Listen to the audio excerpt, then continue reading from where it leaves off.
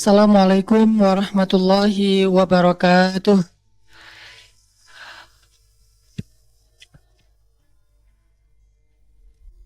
Innal hamdalillah nahmaduhu wa nasta'inuhu wa nastaghfiruh.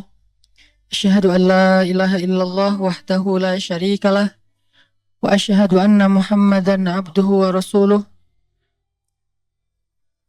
Allahumma salli wa sallim wa barik ala sayyidina Muhammadin kama dzakarahu dzakirun al-akhyar. Salli wa sallim wa barik ala sayyidina Muhammadin makhtalafal lailu wan nahar.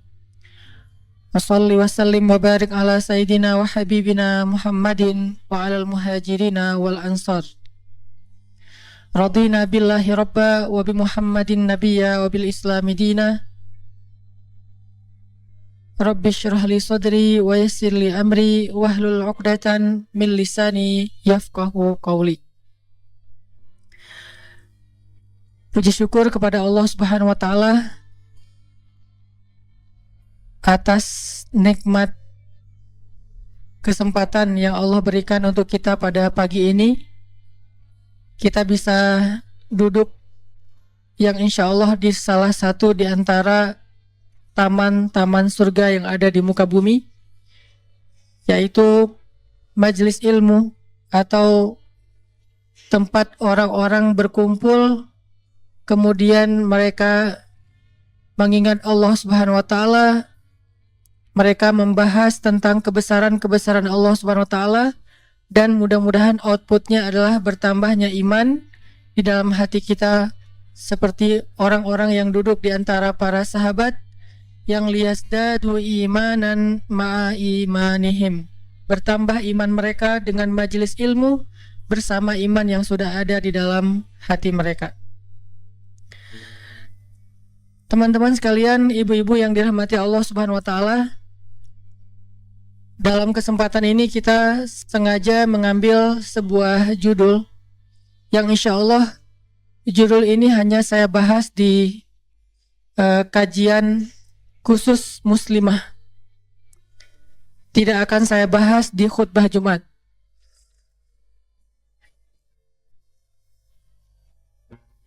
Kenapa demikian? Karena ada beberapa materi yang memang kadang harus memilih siapa yang layak mendengarnya dan siapa yang mungkin tidak terlalu berkepentingan untuk mendengarnya. Walaupun semua ilmu dalam Islam itu baik didengar oleh laki-laki ataupun didengar oleh perempuan. Tapi ada materi-materi khusus yang kadang ketika didengar oleh orang yang tepat, maka insya Allah itu juga akan menjadi kebaikan yang lebih besar. Contoh, ketika kita duduk di antara ibu-ibu kayak gini, di antara perempuan, di antara cewek-cewek, tergantung istilahnya apa, dan itu nggak penting. Mau istilahnya cewek, perempuan, gadis, ibu-ibu, ladies, yang penting solehah. Jadi istilah cewek adalah istilah yang baik, istilah gadis adalah istilah yang baik, istilah ladies adalah baik, perempuan apalagi, karena dalam bahasa Indonesia aslinya perempuan itu artinya seorang yang terhormat dari kata empu, atau wanita, atau woman, atau apapun, yang jelas dia adalah insya Allah mu'minah, solihah, qanitah, hafidhatun lil ghaib, so'imah. Tapi so'imah dalam makna yang umum ya, bukan nama orang. Ini semuanya adalah ketika saya duduk di antara ibu-ibu atau di antara para perempuan kayak gini, saya membahas tentang hadis-hadis suami yang penyabar. Kira-kira efeknya apa? Saya bahas hadis-hadis bagaimana menjadi suami yang penyabar, bagaimana menjadi suami yang teladan, menjadi imam yang baik, menjadi ayah yang baik ke anak-anaknya. Kira-kira efeknya apa? Ketika kita pulang, kita akan berharap suami kita atau keluarga kita, pasangan kita menjadi seperti yang dibahas tadi kan ya. Jadi saya melihat itu adalah kaca pembesar, bukan cermin. Banyak orang ketika mereka mencari ilmu, mereka mendapatkan kaca pembesar daripada cermin. Sehingga bertambah ilmu, bertambah mudah melihat kekurangan orang lain. Bertambah mudah untuk memperbesar aib-aib orang lain. Sehingga ketika dia nambah ilmu, dia akan melihat, ini kayak si fulan nih. Nambah ilmu, ini kayak suami saya banget nih. Nambah ilmu nih kayak orang istri saya banget. Kenapa? Karena dia mendapatkan kaca pembesar. Sedangkan saya berharap ketika kita duduk dalam majelis ilmu, kita mendapatkan dua. Pertama, charger iman, fast charging kalau perlu, atau minimal power bank untuk iman kita. Yang kedua, kita dapat cermin. Sehingga bertambahnya ilmu, bertambahnya wawasan membuat kita bisa semakin melihat kekurangan kita, bercermin terhadap nilai-nilai baik yang ada di Al-Quran dan Sunnah untuk kita memperbaiki diri. Itulah basicnya orang mencari ilmu. Ketika dia datang, niatnya adalah menemukan cermin yang lebih jernih, yang lebih jelas untuk melihat kekurangan dirinya sendiri, bukan menemukan kaca pembesar. Karena kalau ilmu dijadikan sebagai kaca pembesar, maka ilmu itu nanti berujung ke dalam forum debat. Karena kita kayak dapat argumentasi baru nih, kita kayak dapat bahan baru untuk mendebat orang lain akan kekurangan-kekurangannya. Tapi kalau ilmu dijadikan sebagai cermin, maka insya Allah itu ilmu itu akan menjadi bahan untuk kita memperbaiki diri dan bahan untuk kita mendekatkan diri kepada Allah Subhanahu wa Ta'ala. Jadi karena ini adalah forumnya muslimah, forumnya ibu-ibu dan cewek-cewek yang solehah, insya Allah, maka saya akan membahas khusus materi nasihat-nasihat Sayyidah Aisyah kepada para istri atau para muslimah di zamannya. Yang kita kasih judul yang sedikit bikin kita agak penasaran, dan itu ibadah dengan tanda tanya. Kenapa kok yang diambil unsur dandannya, Ustadz? Nah, coba kita mulai dulu dengan sebuah hadis. Nanti insya Allah dalam waktu yang lain materi ini akan kita coba print, karena kemarin ada miskomunikasi. Insya Allah nanti akan di print, di share atau dibagikan, sehingga ibu-ibu semuanya, teman-teman bisa mendapatkan materi tertulis dan insya Allah ilmiah. Walaupun bukan penulisan ilmiah yang baku, tapi ada dalil-dalil atau argumentasi ilmiah. Nah, kali ini saya akan mencoba membahasnya dari angle ilmiah. Saya tidak akan pakai bahasa storytelling, saya nggak akan pakai bahasa display, saya tidak akan pakai bahasa yang saya pakai dalam dakwah selama ini di anak muda. Saya akan mengajak ibu-ibu sedikit kuliah. Semoga dengan kuliah yang lebih ilmiah ini, yang lebih argumentatif ini, kita nggak boring ya. Karena biasanya kan kalau saya menyampaikan materi, saya agak capruk, santai, dan nggak terlalu banyak pakai riwayat. Walaupun sebetulnya itu adalah intisari dari riwayat. Karena saya juga belajar hadis ketika di Al-Azhar. Itu adalah translate dari hadis-hadis, cuman kita nggak menyebutkan riwayatnya biar lebih light, nggak terlalu bold. Tapi kali ini saya akan coba bahas dari angle yang lebih bold sedikit. Mudah-mudahan kita tidak salah paham, sehingga dengan demikian kita akan bisa benar-benar tumakninah, merasa tenang dengan beberapa hal yang kita coba anggap sebagai satu kebenaran. Kita awali dulu dengan sebuah hadis dari Abu Hurairah radhiyallahu an. Hadis ini diriwayatkan oleh Imam An-Nawawi, disahihkan oleh Syekh Al-Albani, bahkan disebutkan juga oleh Imam Al-Qurtubi dalam tafsirnya tentang ayat pernikahan di surat Ar-Rum ayat 21. Nabi SAW bersabda, khairun nisa, perempuan yang paling baik atau istri yang paling solehah. Karena an-nisa dalam bahasa hadis kadang berarti perempuan secara umum, kadang berarti istri, tergantung konteks hadisnya. Maka di dalam hadis ini an-nisa yang dimaksud di sini adalah istri. Khairun nisa, istri yang paling baik itu, istri yang solehah itu adalah ada 3 ciri-cirinya. 1, idza nazarta ilaiha sarratka, kalau kamu melihat kepadanya maka dia menyenangkan hatimu. Ini salah satu ciri istri yang solehah. Kalau kamu melihat kepadanya, maka dia menyenangkan hatimu. Iza nazarta ilaiha sarratka. Ini ciri pertama. Kalau ciri-ciri perempuan yang solehah nanti di hadis yang lain banyak secara umum ya. Nanti perempuan yang berhijab, bahkan di Al-Quran banyak. Perempuan yang beriman, perempuan yang mengingat Allah, perempuan yang berpuasa, perempuan yang selalu taat kepada Allah. Banyak sekali ciri-cirinya. Tapi kalau dalam konteks hadis ini khusus buat istri. Jadi kita kayak lagi belajar menjadi seorang istri solehah dari siapa? Dari Sayyidah Aisyah radhiyallahu anha. Dari Aisyah yang luar biasa, yang inspiring banget. Yang buat saya tuh keren banget. Dan dia tawazun, punya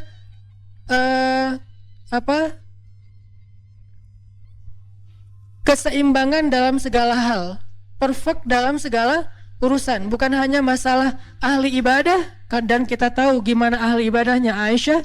Bukan hanya dalam masalah jawad, karim, suka menginfakkan hartanya. Kita juga tahu gimana Aisyah sekali menginfakkan hartanya itu 1000 dirham. Itu ratusan juta loh kalau dikonvert ke rupiah. Sekali sedekah itu 1000 dirham. Tapi kita juga akan membahas sisi lain dari Aisyah yang membuat Aisyah ini, kata Nabi, seperti garam di dalam satu masakan. Kalau nggak ada garam, gimana pun bumbunya banyak, kayak ada yang kurang gitu kan ya. Kalau Khadijah, perempuan yang sempurna. Fatimah, perempuan yang sempurna. Maryam, perempuan yang sempurna. Asiyah, istri Fir'aun, perempuan yang sempurna. Terus Aisyah, dia seperti garam di dalam masakan. Kalau nggak ada ini, walaupun dia sedikit saja, kalau nggak ada, jadi hambar semuanya. Dan itulah Aisyah radhiyallahu anha. Sehingga ketika kita belajar dari Aisyah, kita belajar unsur garamnya. Bukan pecinnya ya, tapi garam. Kalau pecin kadang gurih tapi nggak sehat. Kalau garam gurih dan menyehatkan. Oke, materi sudah diposting di IG Soft Muslimah buat nanti teman-teman yang mau mengakses. Bisa sekarang, bisa nanti setelah acara ini. Kata Nabi, khairun nisa, sebaik-baik perempuan atau sebaik-baik istri itu adalah idza nazarta ilaiha sarratka. Kalau kamu melihat ke arahnya, maka dia menyenangkan hatimu. Itu yang pertama. Yang kedua, idza amartaha ata'atka. Kalau kamu meminta dia sesuatu atau kamu menyuruhnya melakukan sesuatu, maka dia taat kepadamu. Itu ciri yang kedua. Kamu di sini siapa, ibu-ibu? Suami. Jadi kalau suami meminta sesuatu kepada istrinya, menyuruh sesuatu kepada istrinya, atau adka, dia taat kepada suaminya. Itulah istri yang solehah. Dan yang ketiga, idza ghibta anha hafizatka fi amwalika wa ahlik. Kalau engkau meninggalkannya, kerja, dinas, kayak gitu-gitu, maka dia akan menjaga kehormatanmu dan hartamu dengan amanah. Menjaga kehormatanmu dan hartamu dengan amanah. Yang ketiga ini saya coba buka sedikit karena ini nggak akan dibahas panjang. Menjaga kehormatan di sini artinya apa, ibu-ibu? Menjaga kehormatan salah satunya adalah tidak membuka aurat keluarga kepada publik. Apa aurat keluarga? Aurat keluarga itu bukan hanya tubuh. Itu kalau aurat fisik, aurat diri kita, aurat pribadi. Aurat keluarga, masalah keluarga. Jadi menjaga kehormatan suami artinya kita nggak boleh curhat di sosmed. Itu arti menjaga kehormatan suami. Tidak curhat di sosmed, baik dengan Instastory ataupun dengan postingan feed, baik dengan bikin vlog di YouTube ataupun tulisan panjang yang di-scroll nggak selesai-selesai di FB, atau bahkan sekedar status saja, update status di WhatsApp kita atau di Telegram misalnya. Apalagi kalau di Telegram kadang-kadang kita kayak bisa bikin emoticon sendiri gitu kan, terus emoticonnya tuh kayak cry gitu, kayak lagi nangis gerung-gerung atau jungkir balik, kayak guling-guling kayak gitu. Terus kita kayak share gitu, ini loh ada emoticon baru tapi wajah-wajah kita lagi nangis, seolah-olah kita pengen semua orang tahu saya tuh lagi sedih, saya lagi ada masalah di keluarga, saya lagi ada kayak gini. Terus kita kayak curhat gitu untuk menunjukkan bahwa pasangan kita, keluarga kita itu kayak nyakitin kita. Ini namanya membuka aurat keluarga, dan ini artinya kita tidak menjaga kehormatan pasangan kita. Kalau itu yang kita lakukan, bukan soal soleh atau tidak, soal Allah mau membantu kita atau enggak dalam masalah kita. Begitu kita membuka di ruang publik, maka Allah udah langsung, kalau bahasa sosmednya, Allah langsung unfollow. Allah tuh nggak suka banget dengan postingan kayak gituan. Sama kayak kita kalau ada postingan hoax, kalau ada postingan yang terlalu vulgar, kalau ada postingan yang kayaknya nggak nyaman gitu kan kita unfollow ya. Allah, malaikat juga gitu. Allah itu nge-follow kita. Mana ayat Allah nge-follow kita? Wa huwa ma'akum aynama kuntum. Maka dia bersama kalian dimanapun kalian berada. La tahzan innallaha ma'ana. Jangan sedih, jangan khawatir, Allah bersama kita. Ma zannuka bisnain Allahu salisuhuma, kata Nabi. Kenapa kalian pikir kita cuma berdua? Bukankah Allah yang ketiga? Allah itu ngikutin kita. Allah itu membersamai kita kalau bahasa resminya. Tapi begitu kita posting sesuatu yang sifatnya aurat keluarga di ruang publik, maka Allah langsung unfollow. Bentuk unfollow-nya kalau yang paling ekstrim di surat At-Taubah, bara'atum minallah, Allah angkat tangan, nggak mau lagi terlibat. Kalau Allah udah nggak terlibat dalam masalah keluarga kita, ibu-ibu, maka siapa lagi yang bisa menyelesaikan masalah kita? Kalau Allah udah nggak terlibat dalam masalah kita dengan pasangan kita, terus siapa yang akan membujuk hati pasangan kita agar dia kemudian jadi sayang lagi sama kita, agar dia kemudian ngaku bersalah, agar dia kemudian insaf, agar dia kemudian memperbaiki diri? Siapa yang akan membolak-balikan hati dia kalau Allah udah nggak terlibat? Memangnya publik bisa membolak-balikan hati manusia? Bahkan hatinya sendiri nggak bisa. Karena hati manusia ada di antara jemarinya Allah. Allah lah yang membolak-balikan hati itu. Yuqallib dzatal yamin wa dzatal shimal, itu Allah yang melakukan. Sehingga kalau Allah udah angkat tangan, udah nggak ada lagi yang akan menolong kita dalam masalah keluarga kita. Jadi kita ingin ditolong oleh followers, oleh netizen, oleh publik, atau ingin ditolong oleh Allah Subhanahu wa taala. Kalau ingin ditolong oleh Allah, maka kalimat terakhir tadi adalah idza ghibta anha hafizatka fi amwalika wa ahlika. Kalau kamu tidak bersama dengan dia, dia menjaga kamu. Salah satu adalah menjaga kehormatan. Nanti ibu-ibu boleh, ini hanya kasih clue aja. Nanti ibu-ibu boleh cek di surat curhat di Al-Quran. Apa surat curhat teh? Surat Al-Mujadalah. Itu kan terjemahannya curhat. Kalau Al-Mujadilah, perempuan yang curhat. Kalau Al-Mujadalah, curhat. Jadi tergantung kita bacanya dilah atau dalah. Kalau kita baca mujadilah, berarti perempuan yang lagi curhat. Kalau kita baca Al-Mujadalah, berarti curhat itu sendiri. Surat Al-Mujadalah berkisah tentang seorang sahabiat, seorang perempuan yang solehah banget, yang luar biasa, namanya Khawlah bintu Tha'labah. Yang dia itu dizolimi oleh suaminya, disakitin oleh suaminya, bahkan diputusin dengan cara yang kejam banget oleh suaminya. Kok kejam, Ustaz? Ya, kejam banget. Karena diputusin yang kejam yang kita tahu tuh kan dia ngomongnya, kita adik kakaan aja yuk. Itu kan kejam ya. Ngajak jadi adik kakak kan kejam ya. Ini ada yang lebih kejam. Apa kalimatnya? Kita jadi anak dan ibu aja yuk. Itu lebih kejam loh. Dalam bahasa fikih dikenal dengan istilah zihar.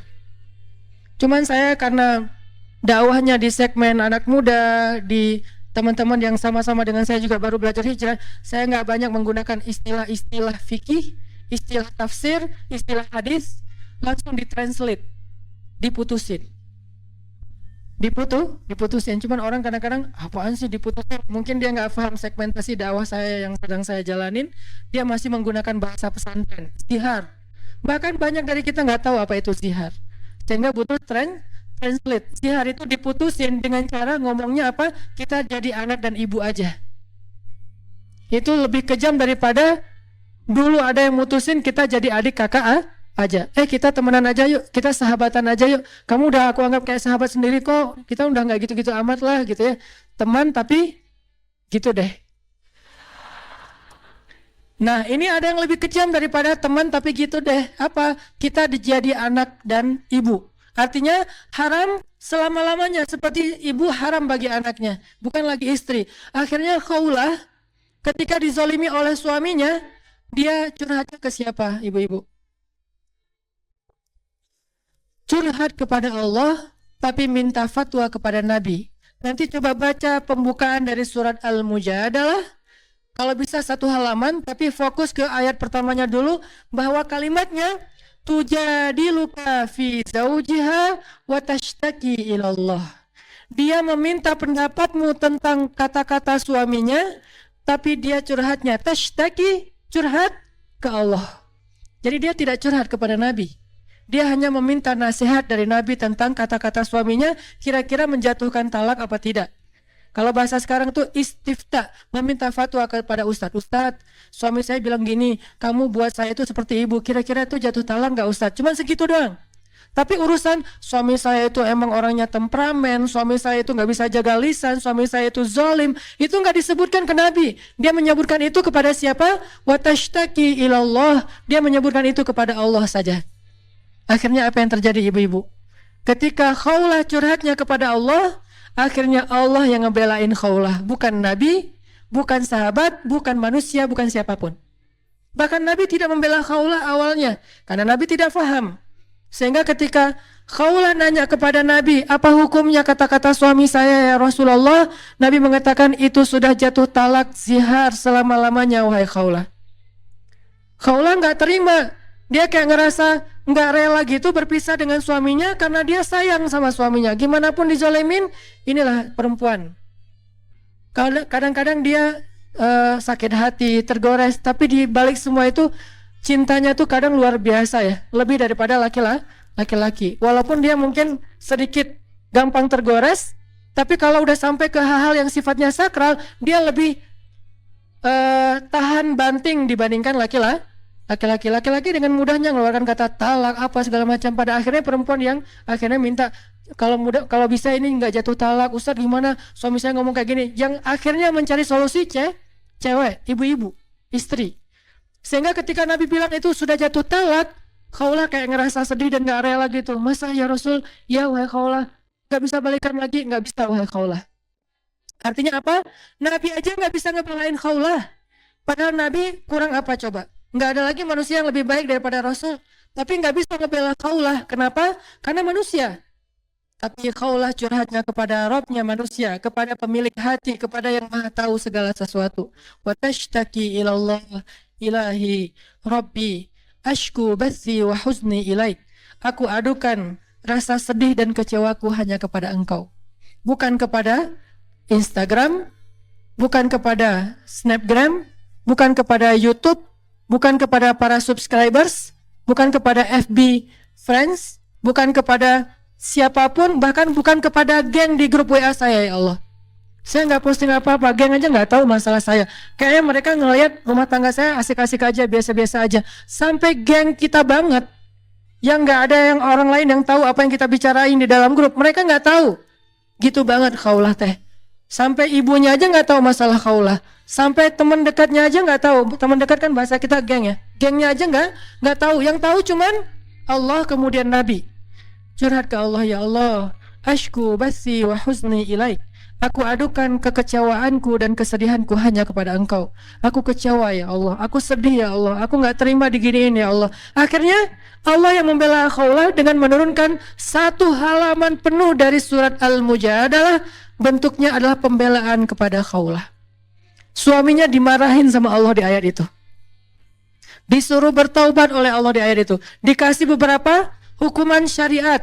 Dia harus berpuasa atau memberikan makan kepada fakir miskin dan seterusnya sebagai hukuman terhadap kata-katanya yang mutusin istrinya dengan bahasa kita jadi anak dan ibu aja. Ini artinya apa? Kalau kita menjaga Allah, Allah jaga kita. Bentuk menjaga Allah dalam urusan rumah tangga, jaga kehormatan rumah tangga kita yang Allah perintahkan. Hafizatka fi amwalika wa ahlika. Nanti Allah yang akan menjaga hati kita, menjaga perasaan kita, menjaga rumah tangga kita. Allah yang akan terlibat. Ini poin yang ketiga ya. Walaupun bukan akan kita bahas panjang. Inilah 3 ciri istri solehah yang disampaikan oleh Nabi dalam hadis riwayat An-Nasai. Satu, idza nazarta ilaiha sarratka. Kedua, idza amartaha ata'atka. Ketiga, idza ghibta anha hafizatka fi amwalika wa ahlika. Yang akan kita bahas yang mana ibu-ibu? Dari 3 ciri itu. Yang pertama, karena hubungannya dengan dandan. Idza nazarta ilaiha sarratka. Kalau kamu ngelihat ke dia, maka dia menyenangkan hatimu. Kalau bahasa saya, kalau diliatin tuh nyenengin. Gak bisa lepas juga ya dari capruk, bahasa santai lah ya, gak apa-apa ya. Gak terlalu resmi, gak apa-apa. Kalau dilihat nyenengin. Ini cewek luar biasa nih, ngelihat dianya aja betah. Seorang istri yang soleha buat suaminya itu betah melihat ke arah dia. Kenapa? Itulah salah satu cara agama menjaga pandangan laki-laki adalah dengan menyuruhnya menikah. Dan salah satu syarat menikahi seorang perempuan itu kata Nabi apa? Tunkahul mar'ah li arba'ah. Perempuan itu dinikahi karena 4 alasan. Walaupun alasan-alasan ini nggak harus sempurna, tapi ini dipertimbangkan. 1, li jamaliha, untuk kecantikannya.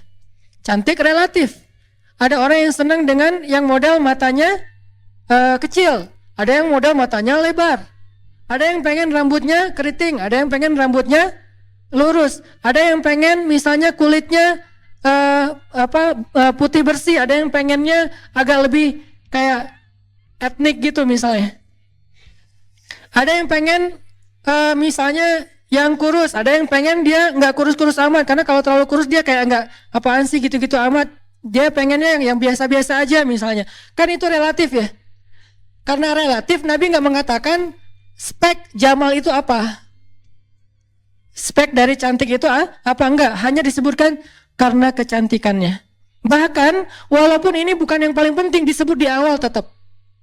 Justru yang paling penting disebut di akhir, lidiniha, agamanya. Tetap yang disebut di awal itu dijamal. Kenapa? Hubungannya dengan hadis An-Nasai, supaya laki-laki itu bisa menundukkan pandangan. Dia nggak perlu ngelihat cewek lain di mall, nggak perlu ngelihat cewek lain di Instagram, nggak perlu ngelihat cewek lain di YouTube atau di TV, karena melihat istrinya aja udah nyenengin. Jadi ketika Allah Subhanahu wa taala menyuruh seorang laki-laki untuk ghaddul basar, menundukkan pandangan, itu bukan ngelihat ke bawah. Menundukkan pandangan itu bukan melihat ke bawah. Dalam beberapa kasus ya melihat ke bawah, tapi dalam beberapa kasus kalau perlu lihat ke atas. Kenapa? Kalau dia di mall lantai 2 ngelihat ke bawah malah nggak boleh. Pak, kenapa sih kok di situ aja berdirinya? Mah lagi nundukin pandangan mah. Kan nggak kayak terus di bawah kayak lagi ada event gitu, terus banyak para dancer gitu kan. Kayak lagi malam mingguan kan suka ada kayak live music atau apa, terus dia kayak nundukin pandangan dari atas gitu. Lagi ngapain Pak? Lagi ghaddul basar. Kan nggak bisa. Jadi terjemah menundukkan pandangan bukan melihat ke bawah, menjaga pandangan. Dan Islam, ini salah satu karakteristik Islam nih ibu-ibu. Islam itu nggak pernah ngelarang sesuatu tanpa ngasih solusi, itu nggak pernah. Nggak pernah. Kalau kita paham Islam yang luas. Contoh, Ustadz, riba diharamkan. Terus kita ngapain dong Ustadz? Riba itu dilarang tapi juga dibolehkan. Ustadz nggak takut ditahzir? Enggak. Riba itu boleh ibu-ibu. Yang nggak boleh riba dengan manusia, tapi riba ke Allah itu boleh. Malah untungnya lebih gede lagi tuh. Sehingga ayatnya yamhaqullahu riba wa yurbis shadaqat. Allah menghapus riba tapi meribakan sedekah. Jadi siapa yang senang dengan riba, hayu riba dengan Allah. Caranya sedekah. Kita kasih 1, Allah balikin 700. Jadi siapa yang senang memperbanyak hartanya dengan cara sistem riba, boleh banget, tapi coba ribalah ke Allah. Sedekah yang banyak nanti Allah balikin berlipat-lipat kali.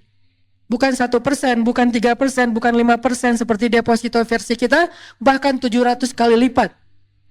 Kalau senang riba, ribalah dengan Allah. Jadi Allah nggak melarang tanpa ngasih solusi. Ustaz nggak boleh minum khamar. Boleh, siapa bilang nggak boleh minum khamar? Yang nggak boleh minum khamar itu di dunia, di surga banyak khamar. Bahkan khamarnya jadi sungai lagi di surga. Tapi bedanya sungai khamar di surga tidak memabukkan dan tidak menghilangkan akal. Sehingga tetap terhormat walaupun minumnya sebanyak mungkin yang dia mau. Jadi khamar tidak dilarang kecuali di dunia saja. Di surga Allah sediakan khamar yang lebih baik daripada yang ada di dunia. Semua jenis khamar di dunia dengan berbagai macam brand, yang kadang-kadang satu gelasnya aja harganya jutaan, sabar. Nanti kita akan minum yang satu gelas harganya lebih dari 1 miliar di surga. Allah tidak melarang sesuatu tanpa ngasih solusi. Pacaran gak boleh. Boleh, tapi akad dulu, baru pacaran. Siapa bilang pacaran gak boleh? Bukankah ayat pacaran di Al-Quran itu surat Ar-Rum ayat 21? Allah menjadikan di antara kalian, wahai pasangan yang halal, mawaddatan warahmah. Apa arti mawaddah warahmah? Kasih dan sayang. Berkasih sayang, berkasih sayang bahasa anak main pacaran. Dan itu boleh banget setelah nikah. Dan pacaran setelah nikah jauh lebih seru daripada pacaran sebelum nikah. Gak perlu ngumpet, gak perlu diam-diaman, gak perlu takut ketahuan orang lain, gak perlu harus di tempat-tempat yang tersembunyi, gak perlu takut ada rasa dosa, malah berpahala lah gitu. Ngelihat aja berpahala, memegang tangannya berpahala, berpelukan berpahala, dan seterusnya, gak usah diperjelas, berpahala. Ini pacaran setelah nikah. Jadi gak ada dalam Islam larangan tanpa solusi. Gitu juga hal yang lain, termasuk menundukkan pandangan. Wahai, katakan kepada laki-laki yang beriman agar mereka menundukkan pandangan. Terus solusinya apa Ustaz? Kalau nggak boleh ngelihat yang keren-keren, ciptaan Allah yang indah, lihatlah ciptaan Allah yang ada di rumahmu, yang itu juga nggak kalah indah. Li jamaliha, dipilih karena keindahan sesuai selera. Apa yang engkau lihat dari seorang istrimu? Sehingga ketika ada seorang laki-laki muhajirin mau menikahi seorang perempuan Ansor di zaman Nabi, terus Nabi nanya, datang ke Nabi, dia ngomong gini, ya Rasul, saya pengen nikah gitu, pengen update status. 2019 ganti status. Saya pengen 2019 ganti status. Oh, bagus kata Nabi. Dengan siapa? Dengan perempuan Ansor. Nabi nanya apa ibu-ibu? Apakah kamu sudah melihat dia?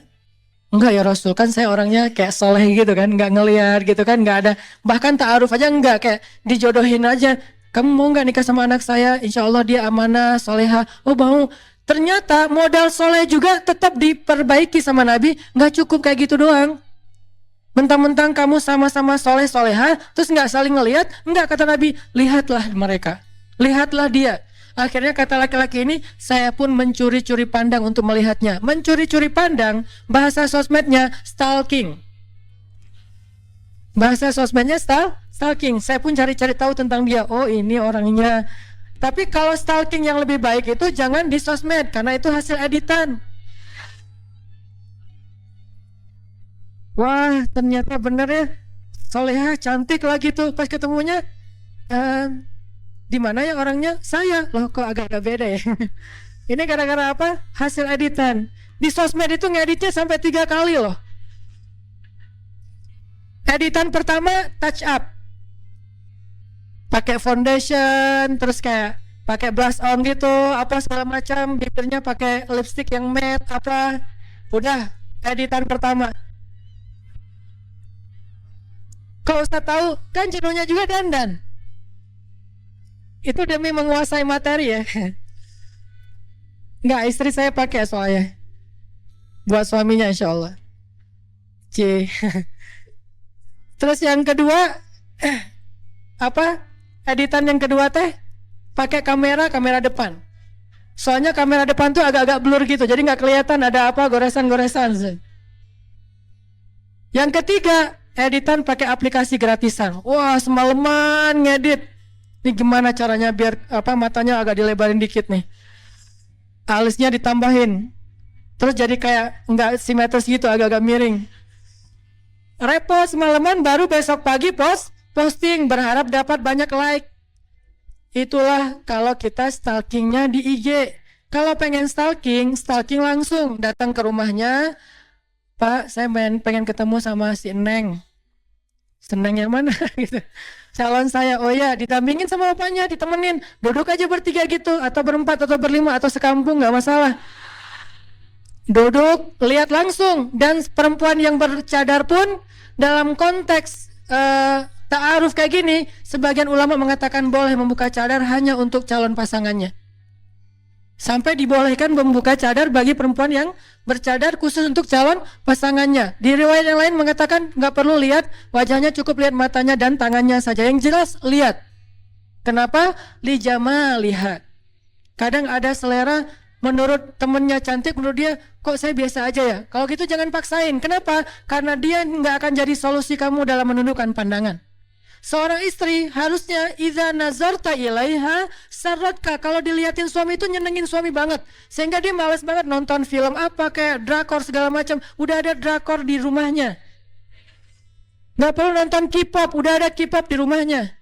Gak perlu nonton apa misalnya lagu-lagu barat segala macam, udah ada itu di rumah.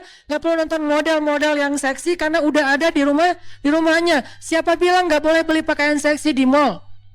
Ibu-ibu kalau jalan ke Arab Saudi, saya pernah nggak sengaja, bukan saya stalking ya, nggak sengaja nih lagi jalan di mall Saudi, kan di Saudi cewek-cewek rata-rata bercadar ya, cewek bercadar tapi belinya maaf pakaian-pakaian yang kayak orang di pantai kayak gitu, pakaian yang mungkin sebutlah kalau bahasa perempuan mungkin kayak lingerie gitu belinya, tapi bercadar.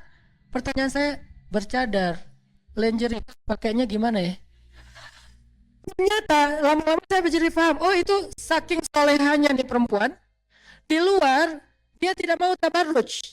Tabarruj itu bukan larangan berdandan ibu-ibu.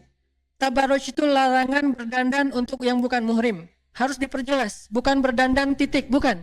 Karena berdandan titik itu masih relatif. Ada sisi positif, ada negatif. Dandan bisa ibadah, bisa dosa. Kalau dandan yang keluar rumah berlebihan dan membuat fitnah, itu namanya tabarruj. Wala tabarrujna tabarrujal jahiliyatil ula. Tapi kalau dandannya untuk suami, itu namanya tazayyun. Dan tazayyun bagian dari ibadah seorang istri. Nanti kita baca nasihat-nasihat Aisyah tentang itu. Sehingga seorang istri ketika dia membeli pakaian-pakaian yang menyenangkan suaminya, walaupun tidak harus berlebihan, nggak usah terlalu kayak vulgar juga, kayak maaf mungkin terlalu kayak bikin dia jadi kayak terlalu caper atau apa, asal menyenangkan suaminya. Syaratnya apa? Kalau dia belanja bawa suami, satu biar dibayarin, sebetulnya nggak harus bawa juga sih, nanti kan bisa dirimbas ya. Habis beli, mau dapat pahala nggak? Pahala apa mah? Pahala dandan. Caranya rimbas dong semua biayanya gitu. Bisa. Yang kedua, biar suami yang memilih. Kayak beli body lotion. Saya kalau beli body lotion istri, saya milih. Alhamdulillah. Istri saya nanya, yang ini body lotionnya kan banyak nih, mau yang mana? Kalau aku sih seneng yang fruity, saya bilang. Oh fruity, udah fruity kan banyak macam-macam. Ya terserah suami, bisa aja fruitynya misalnya rasa durian gitu. Aku sih yang durian aja boleh nggak? Oh boleh, beli aja. Pakai. Rumah kita kenapa ya kayak lagi musim durian? Iya, body lotion gitu. Terserah suami deh. Kenapa? Karena kita ingin menyenangkan. Kan niat awalnya itu kan. Idza nazarta ilaiha sarratka. Jadi benar-benar suami itu kayak betah banget di sebelah istri karena body lotionnya juga kayak aroma kesukaan dia banget. Misalnya kayak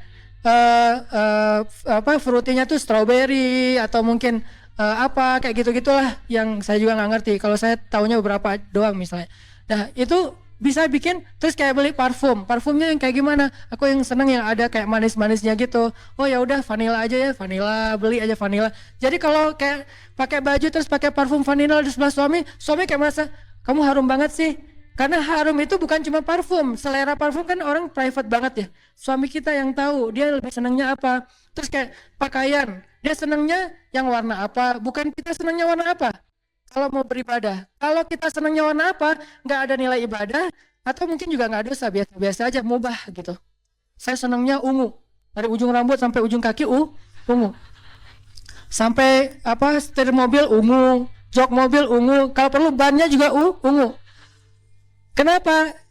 Kayak ungu fans banget lah ya pokoknya. Tapi kalau suami kita bilang, aku sih senangnya black on black sih. Soalnya suaminya anak street banget kan gitu ya. Jadi kayak anak jalan banget, jadi senangnya black on black. Ya udah black on black, soleha banget ya. Semuanya hitam, serba hitam gitu. Sampai akhirnya pakai lipstick juga hitam misalnya. Nah, mama sehat. Kenapa? Terlihat seperti orang sakit kan. Ya pokoknya suami yang memilih sampai warnanya atau apa, ini insya Allah akan jadi ibadah banget ibu-ibu. Kenapa? Itu bisa jadi solusi. Kalau suami disuruh tundukkan pandangan, dia punya pandangan yang bisa membuat dia itu bisa mengalihkan sesuatu yang negatif menjadi yang positif. Lihat istri aja. Terus nanti di dalam hadis yang lain, ini kalau kita explore komparasi beberapa hadis, karena metode belajar di Al-Azhar adalah metode komparatif. Kita itu nggak dibolehin banget di Al-Azhar itu, SOP kampus Al-Azhar tuh nggak boleh menyimpulkan sesuatu tanpa mengambil beberapa referensi dalil. Jadi nggak boleh satu hadis langsung menyimpulkan fatwa, nggak boleh di Al-Azhar tuh, nggak boleh banget. Kita harus banding-bandingkan ayat dengan ayat, ayat dengan hadis, hadis dengan hadis, hadis dengan sahabat, sahabat dengan ulama. Wah, dibandingin semuanya, jadilah sebuah produk fikih yang dikenal dengan fatwa atau hukum. Itulah cara belajar di Al-Azhar. Kalau kita bandingkan beberapa hadis yang lain, nanti Nabi juga bersabda keutamaan memandang istri. Tapi ini materinya buat khutbah Jumat. Seorang suami memandang istri, maka Allah Subhanahu wa taala akan menggugurkan dosanya. Memandang istri aja menggugurkan dosa mereka berdua nih. Istri ketika sering dipandang suami, maka dosanya berguguran loh ibu-ibu. Jadi kalau dipandang suami itu jangan dilarang. Pak, ngapain sih ngeliat gitu-gitu amat sih? Mikir yang macam-macam ya? Enggak. Kalau suami ngeliat kita tuh harus kayak, oh alhamdulillah lagi ibadah gratis tanpa harus gerak berdiri ruku dan sujud, udah dapat pahala, berguguran dosa. Jadi pagi-pagi itu udah aja lewat lalu lalang rempong gitu depan suami. Suami kayak duduk gitu. Ya nggak gitu-gitu juga sih. Suami kayak ngelihat, saya beberapa kali suka gitu kalau pagi lebih udah siap dengan kopinya, kadang-kadang salah posting lagi, posting kopi hari Senin, Ustaz nggak puasa, oh ya maaf, ketahuan gitu kan nggak puasa Senin, terus kayak duduk gitu, istri lalu ngeliatin, satu kali lewat itu kayak tawaf loh. Kebayang nggak kalau sampai berapa puluh kali lewat, itu udah berapa orang tawaf lah. Ke sana beresin dapur, ke sana lagi ke kamar anak, balik lagi ke kamar mandi, liatin aja. Terus kesimpulannya apa? Nih suami nggak pekaan nih, ngeliat istrinya rempong, dia malah kan bagi-bagi pahala.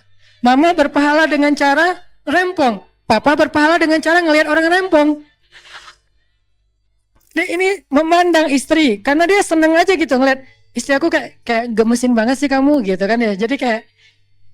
Jadi bahasa sarot kayak itu bisa berarti gemesin, bisa berarti unyu-unyu banget, bisa berarti kayak seksi, bisa berarti nyenengin, bisa berarti seru, bisa banyak arti yang jelas nyenengin hati. Sarotkah? Udah diliatin, apa sih ngeliat gitu-gitu amat? Enggak, aku lagi heran, ada ya bidadari yang jalan di bumi. Salah tingkah gitu, terus dia kayak manja gitu duduk di sebelah. Ketika mereka bersentuhan, Allah turunkan kasih sayang Allah di antara mereka. Ketika suaminya memanggil istrinya ke kamar, maaf ya emang hadisnya kayak gitu, maka Allah Subhanahu wa taala makin cinta kepada mereka. Dan setelah itu Nabi nggak membahas secara jelas, tapi kita ngerti lah.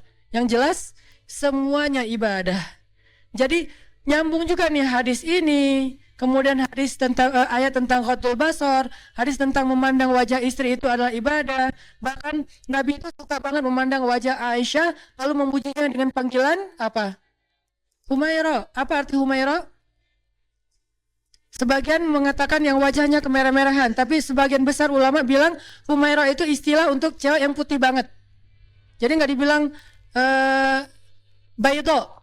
Karena kalau baydo itu arti putih dalam makna yang bukan kulit ya. Kalau kulit orang Arab kalau putih banget bilangnya Humaira. Kayak orang Jawa bilangnya kuning. Ya, orang Jawa bilangnya kan bukan anaknya putih banget, enggak kan ya? Anaknya kuning loh gitu. Jadi kuning itu kalau dalam bahasa Jawa itu artinya putih. Kalau orang Arab merah.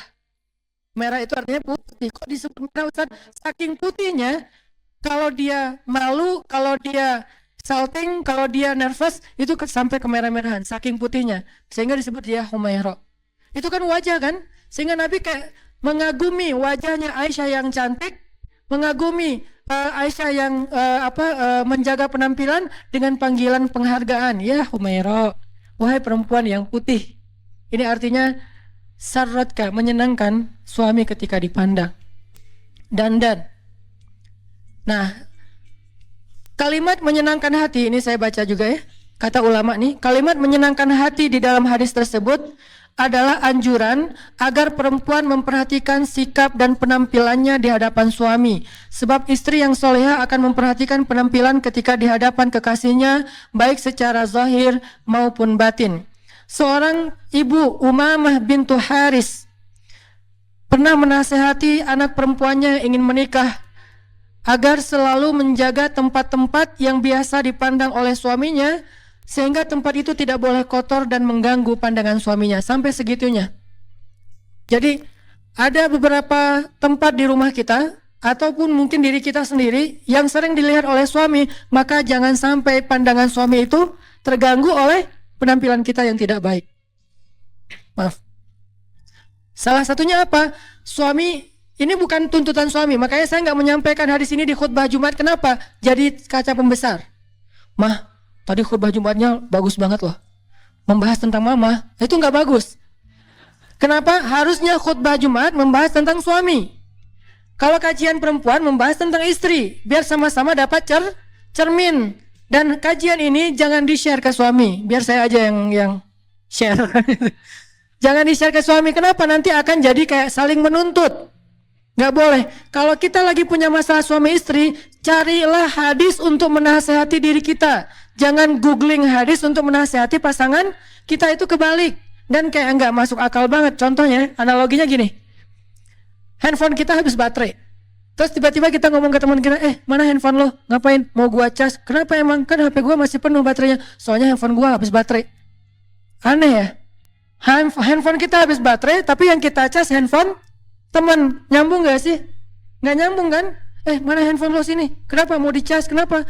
Handphone gue soalnya habis baterai. Kok handphone dia yang dicas? Harusnya handphone kita kan? Kalau kita punya masalah dengan pasangan kita, jangan mencas pasangan, caslah diri kita. Mencas pasangan, kita cari ayat, hadis untuk memperbaiki diri dia. Harusnya kita mencari ayat dan hadis untuk memperbaiki diri sendiri. Jadi suami cari hadis tentang suami, istri cari hadis tentang istri. Suami misalnya mencari hadis tentang seorang suami yang soleh itu adalah bla bla bla bla bla. Itu banyak, nggak usah disampaikan sekarang. Istri juga mencari hadis tentang istri yang soleh adalah bla bla bla bla, yang banyak sekali juga. Sehingga ketika kita punya masalah, kita sama-sama punya inisiatif memperbaiki diri, bukan memperbaiki pasangan. Kalau memperbaiki pasangan nggak akan selesai, jadi debat nanti malah. Sehingga dalam konteks ini bukan berarti suami nuntut kita gini, enggak ya. Tapi ini bagian dari kita belajar pengen jadi istri yang solehah, pengen berpahala di sisi Allah, pengen di-like oleh Allah, pengen niru Bunda Aisyah radhiyallahu anha juga. Sehingga saking solehahnya Aisyah, saking disayangnya Aisyah oleh Nabi, sampai Jibril menitipkan salam kepada Aisyah. Sampai Jibril aja ngirim salam buat Aisyah. Jadi maksud dari menyenangkan hati itu adalah berdandan. Nabi SAW bersabda, jihadnya seorang perempuan adalah berbakti kepada suami. Dalam bahasa hadis disebut dengan husnut tabaul. Apa arti husnut tabaul? Husnut tabaul itu artinya berbakti kepada suami. Nanti ada lagi nasihat-nasihat Nabi.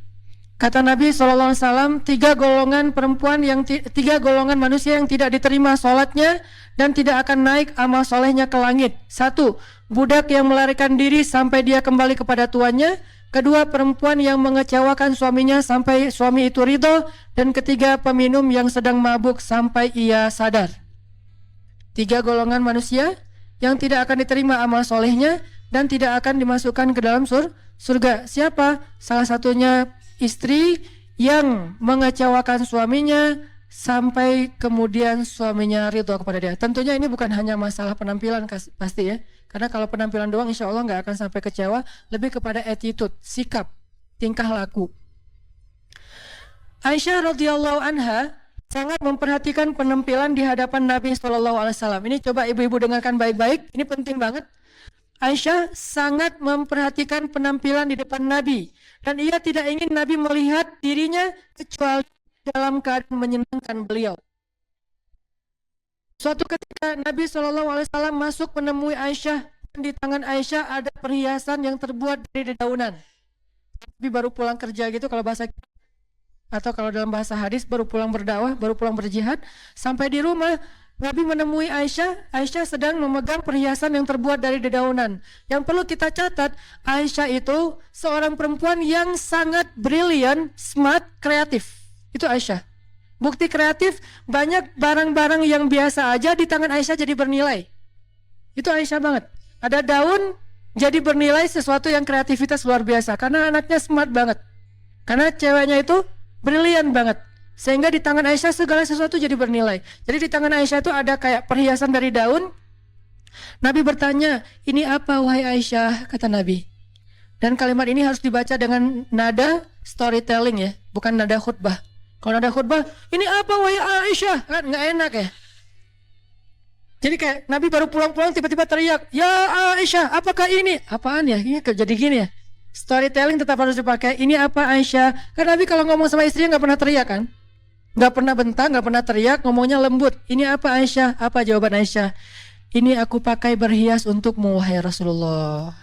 Jadi ketika Nabi pergi, Aisyah ngapain? Bikin hiasan, bikin sesuatu yang bisa dia pakai ketika Nabi pulang, dia pakai untuk menyenangkan Nabi. Cuman kebenaran Nabi pulang dadakan gitu. Nabi ketuk pintu dibuka sama Aisyah, dan di tangan Aisyah masih ada hiasan itu yang belum jadi. Terus Nabi nanya, ini apa Aisyah? Ini mau saya pakai untukmu ya Rasulullah, supaya menyenangkan hati Rasulullah SAW. Apakah ini sesuatu yang dianggap tidak penting? Kalau gitu kita menganggap Aisyah melakukan hal yang gak penting dong. Kalau kita menganggap Aisyah melakukan hal yang sia-sia, gak mungkin. Aisyah itu brilian banget, soleha banget. Maka apa yang Aisyah anggap penting, maka itu ibadah. Apa yang Aisyah anggap penting, maka itu amal soleh. Kalau Aisyah sampai segitu-gitunya memperhatikan berhias untuk Rasulullah, berarti berhias untuk suami itu adalah ibadah dan amal soleh yang penting insya Allah. Apalagi dalil yang lain. Itulah Aisyah radhiyallahu anha bersungguh-sungguh dalam berdandan untuk membahagiakan Nabi, sehingga ia memperhatikan hal-hal yang kecil agar Nabi melihatnya dalam keadaan penampilan terbaik. Sampai terkadang ia sibuk mengurus dandanannya untuk Nabi dan melewatkan satu majelis ilmu bersama Nabi. Ini kata ulama. Saking sibuknya Aisyah berdandan untuk Nabi, kadang-kadang Aisyah nggak hadir dalam majelis ilmu bersama Nabi. Coba, seolah-olah kadang-kadang berdandan lebih utama daripada duduk di dalam majelis ilmu. Terkadang, bukan selalu ya. Kenapa nggak ikut talim kemarin? Lagi dandan. Oke. Terus besoknya, kok nggak ikut lagi? Kan dandan. Minggu depan, kok nggak pernah hadir sih? Kita bikin talim udah sering loh. Kan ibadah itu dandan. Nggak gitu-gitu amat juga sih. Islam itu kan syumul ya, komprehensif. Bukan satu hal doang, jangan parsial. Tapi juga bukan berarti talim nggak pernah mikirin dandan. Seolah-olah dandan itu nggak penting. Enggak. Satu dari 3 ciri cewek solihah itu adalah dandan untuk suaminya. Nah Aisyah sampai nggak hadir dalam majelis ilmu bersama Nabi gara-gara lagi sibuk berdandan. Apa dalilnya Ustadz? Dalilnya suatu hari ketika Nabi sudah wafat, yang menggantikan Nabi mengajar hadis di Masjid Nabawi siapa? Abu Hurairah. Karena yang paling banyak menghafal hadis Nabi Abu Hurairah. Suatu hari Abu Hurairah mengajar hadis-hadis Nabi di Masjid Nabawi, dan Aisyah ikut mendengar dari ruangnya, dari kamarnya, dari rumahnya di sebelah masjid. Aisyah dengerin gitu. Abu Hurairah meriwayatkan Rasulullah bersabda. Apa yang membuat Aisyah heran? Aisyah heran banyak hadis yang disampaikan Abu Hurairah Aisyah nggak pernah mendengar dari Rasulullah. Sehingga ketika selesai majelis, lalu Aisyah bertanya kepada Abu Hurairah, memanggil Abu Hurairah, ya Abahir, wahai Abu Hurairah. Itu panggilan Abu Hurairah, Abahir. Ya Abahir, wahai Abu Hurairah, kenapa saya nggak mendengar hadis yang kamu sampaikan tadi dari Rasulullah? Banyak sekali yang saya nggak tahu. Dari mana kamu, wahai Abahir? Kenapa saya nggak dengar? Apa jawaban Abu Hurairah? Wahai ibu kami. Itu panggilan untuk Aisyah karena istri Nabi adalah ibunya orang yang beriman. Wahai ibu kami, ya saya mendengarkan hadis itu, sedangkan ibu tidak mendengarkan, soalnya ibu sibuk dengan berdandan. Jadi saya mendengarkan hadis ketika ibu lagi sibuk berdandan. Ini bukan sindiran, ini bukan celaan untuk Aisyah, tapi ini untuk menunjukkan bahwa Aisyah ada kalanya waktunya dia lagi repot dengan dandanannya, sampai tidak sempat menghadiri majelis hadis bersama Rasulullah SAW. Sehingga jawaban Abu Hurairah, ya hadis itu enggak ibu dengarkan karena saya tidak disibukkan dengan berdandan seperti ibu untuk Rasulullah SAW. Ini dalil para ulama yang jarang diangkat, angle-nya enggak ke sini. Jadi saya pernah sih dengar beberapa ustadz cerita tentang hadis yang sama, cuman angle-nya apa? Angle-nya tentang Abu Hurairah menghafal hadis lebih banyak dari Aisyah. Tapi kalau saya ngambil angle yang lain, walaupun itu juga benar, angle yang lain apa? Ternyata saking sibuknya berdandan, terkadang Aisyah sampai nggak sempat hadir dalam majelis hadisnya Rasulullah SAW. Padahal Aisyah tahu majelis ilmu itu pahalanya luar biasa, tapi karena lagi dandan, ya udah deh tanggung. Ini dikit lagi, masa mau sebelah doang kan ya? Ya udah 2. Majelis ilmu udah kelewat. Ya gimana lagi? Insya Allah itu juga ibadah dan yang ini juga ibadah. Ini menjadi bukti bahwa Aisyah sangat memperhatikan penampilannya di depan Rasulullah Shallallahu Alaihi Wasallam. Diriwayatkan oleh Bakrah bin Utbah bahwa suatu hari ia menemui Aisyah radhiyallahu anha binti Utbah, bahwa suatu hari ia menemui Aisyah dan bertanya tentang memakai hina. Apa itu hina? Tato syariat. Tato tapi boleh. Tadi Islam tidak melarang sesuatu tapi nggak ngasih solusi. Tato ya dilarang, itu sepakat. Nggak ada ulama yang ikhtilaf tentang itu. Nggak ada mazhab. Oh yang mazhab Syafi'i nggak boleh, mazhab Hambali boleh. Nggak. Tato sepakat nggak boleh. Tapi ada solusi, ada hina. Khusus buat cewek, maka hina menjadi tato yang tidak permanen, bahkan bernilai ibadah kalau dilakukan untuk suami. Bakrah bintu Utbah pernah mendatangi Aisyah bertanya tentang masalah memakai tato, memakai hina. Hina ini mirip dengan tato, dia dilukis di tubuh seorang perempuan, baik di tangannya atau di lehernya atau di bagian yang lainnya, di kakinya, dengan gambar yang terserah suami. Tanya ke suami, yang kamu mau gambar tato apa? Aku bunga boleh nggak? Bunga apa? Kaktus gitu. Oh ya nggak apa-apa. Gambar kaktus yang duri-durinya banyak. Terserah suami, aduh aku mau mawar. Oh ya boleh. Atau aku mau pengen kayak tato gitu, gambarnya kupu-kupu boleh nggak? Boleh. Kupu-kupu boleh, kelelawar boleh, buaya juga boleh, nggak masalah. Apa aja lah terserah suami, yang jelas berhias dengan bahan tumbuhan yang thayyibah, kata Aisyah. Ditanya oleh Bakrah bintu Utbah, kata Aisyah tentang hina, hina adalah pohon yang baik dan air yang bersih. Hina adalah pohon yang baik dan air yang bersih. Artinya memakai hina dari bahan pohon yang itu, tumbuhan yang itu, yang hina itu, maka itu sesuatu yang thayyibah, baik. Untuk suami apalagi berpahala di sisi Allah SWT. Kalau di kita nyebutnya pacar ya. Jadi pakai daun pacar. Itu tato syariat. Jadi buat yang seneng tato, nggak usah khawatir. Kalian nggak perlu pakai tato-tato yang dilarang oleh agama, karena bertato nggak akan masuk surga. Salah satu di antara 70.000 golongan yang akan masuk surga tanpa azab, tanpa hisab apa? La yaktaun. Apa arti la yaktaun? Mereka tidak mensetrika tubuhnya. Kalau bahasa apa letterlock ya. Arti mensetrika tubuh, membuat tato, kata ulama hadis. Gak apa-apa, tato gak boleh, tapi ada solusi, hina. Sehingga yang senang melukis di tubuhnya, lukislah tubuh teman-teman perempuan hina oleh seorang seniman yang bagus, tentunya per akhwat sendiri, di bagian-bagian yang masih wajar dan ditujukan untuk suami. Maka itu thayyibah, kata Aisyah, itu baik. Itu thayyibah, itu baik. Kayak misalnya bikin di tangan di sini atau di bagian tangannya kayak gelang gitu, tapi dalam bentuk lukisan hina, kayak bunga apa gitu, kayak tanggal lahir atau apalah. Terserah deh kan, atau ambil aja gambar-gambar di Google gitu kan, image tato buat cewek. Kan banyak tuh. Terus nanti aku pengen tato kayak gini karena suami aku senangnya kayak gini, bikin pakai hina yang lebih lebih kreatif. Karena nggak harus selalu tato itu gaya-gaya India gitu kan. Kan ada yang seleranya India, dangdut, pop, apa, kan beda-beda kan ya. Kalau yang senangnya dangdut ya udah gaya India aja yang rame di sini misalnya, ya nggak masalah, bajunya juga rame. Tapi ada yang senangnya simpel-simpel aja, tatonya cuma tanda tangan gitu, ya nggak masalah juga. Tanda tangan suaminya dan tanda tangannya juga simpel, kayak tanda tangan Benyamin. Ya intinya atau nama suami, nama atau tanggal mereka awal pertama kali mereka ketemuan gitu, atau kayak pertama kali mereka ketemu tuh ada kata-kata apa gitu, sebuah puisi dari suaminya diabadikan dalam bentuk tato hina gitu kan ya. Setelah seminggu hilang, kenapa? Soalnya kan hina nggak permanen ya, tembus air, ganti lagi dengan kata-kata yang baru, bisa update malah. Bisa update status. Kalau tato kan nggak bisa diupdate ya, dihapus susah. Kalau diganti dengan yang lain jadi kebanyakan, jadi kayak gimana gitu, kayak aneh gitu kan, terlalu banyak. Kamu apain sih kok rame banget? Ya intinya adalah Allah tuh ngasih solusi banget. Dan saya sangat yakin Islam itu bukan agama yang bawel. Nggak boleh, haram. Halalnya mana? Banyak.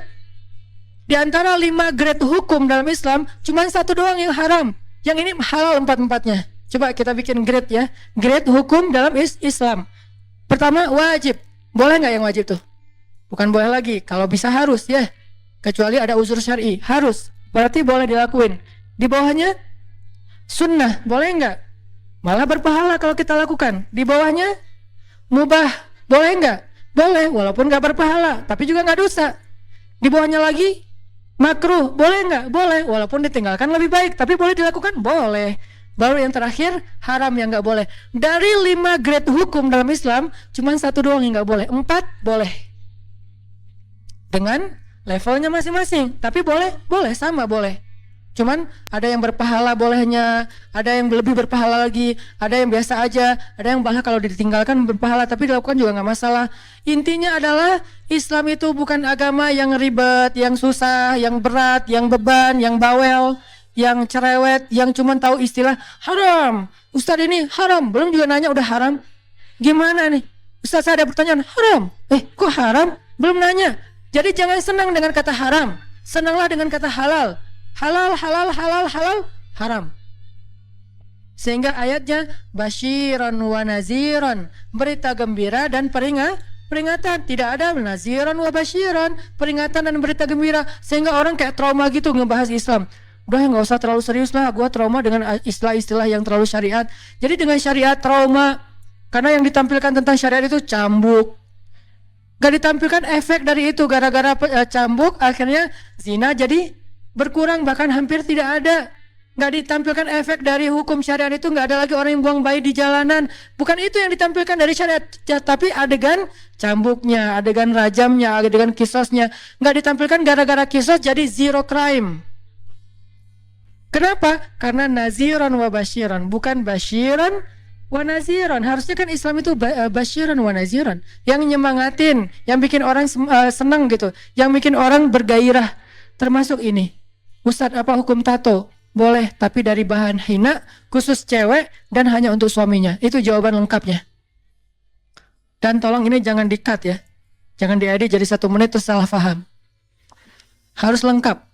Ustadz apa hukum tato? Boleh, dengan syarat bahannya dari hina, dipakai oleh cewek, ditujukan hanya untuk suami. Tato yang kayak gitu boleh. Saya lebih senang menjawab boleh daripada enggak. Ustadz apa hukum riba? Boleh, dengan syarat ribanya ke Allah, bentuknya sedekah. Ustadz apa hukum pacaran? Boleh, tapi akad dulu. Ustadz apa hukum ini? Boleh. Ustadz apa hukum khamar? Boleh banget, enak lagi tuh, tapi di surga. Syaratnya meninggal dulu.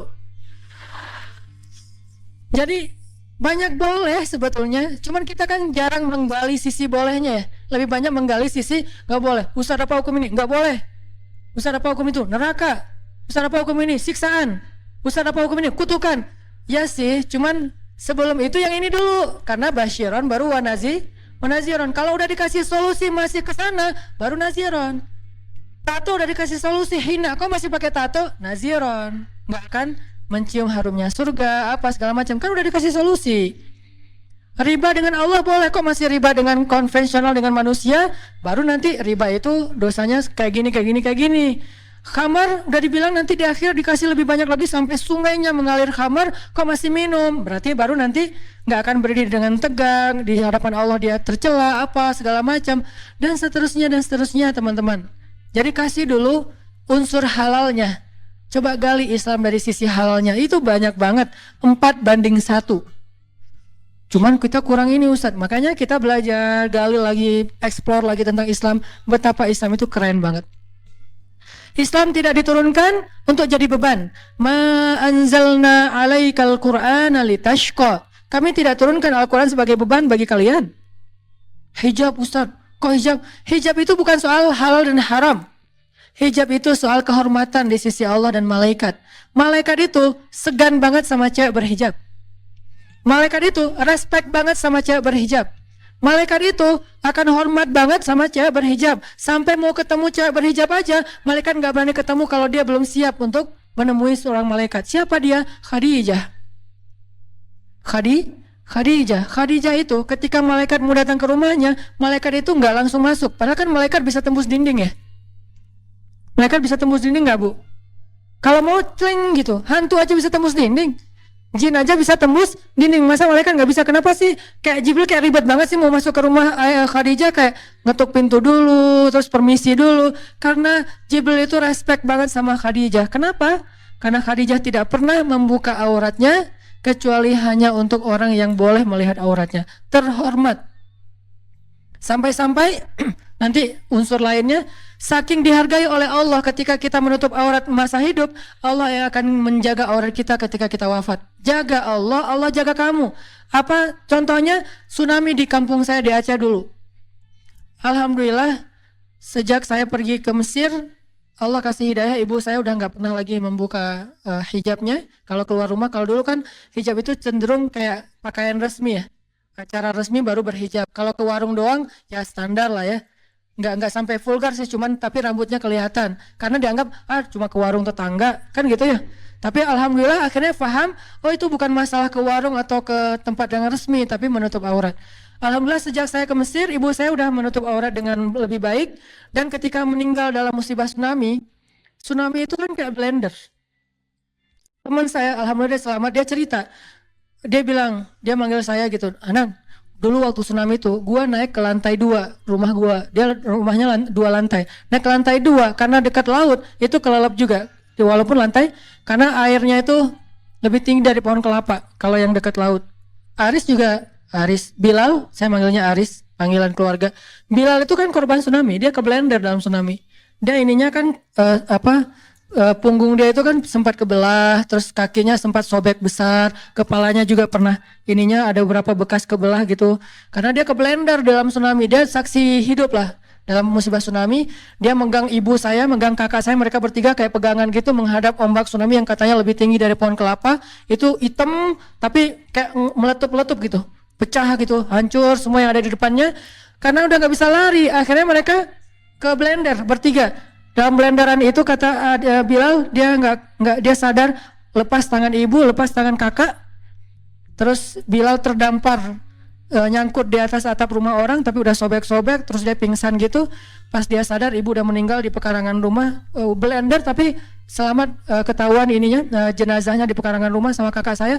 Yang bikin saya berbaik sangka dan jadi kayak hiburan buat saya, udah ke blender, hijabnya nggak lepas. Sedangkan teman saya, dia cerita, namanya Habibi, dia cerita, Hanan, dulu gue juga ikut ke blender pas tsunami, gue pakai jeans, pakai baju kaos gue hilang, jeans gue hilang. Kebayang nggak pakai celana jeans yang ketat, pas dia di blender, sadar-sadarnya di atas atap rumah orang, itu udah hilang pakaiannya. Malah pakai celana jeans loh, bukan hijab, bukan jilbab yang longgar ya. Jeans kan ketat, susah banget kan dibuka kan, sampai kalau darurat kan susah banget tuh dibuka tuh.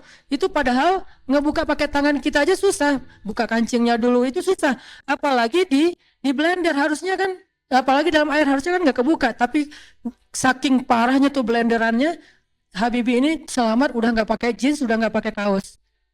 Untungnya mungkin Allah masih menjaga aurat dia, masih pakai pakaian dalam, tapi jeans sama kaosnya udah hilang. Ibu saya.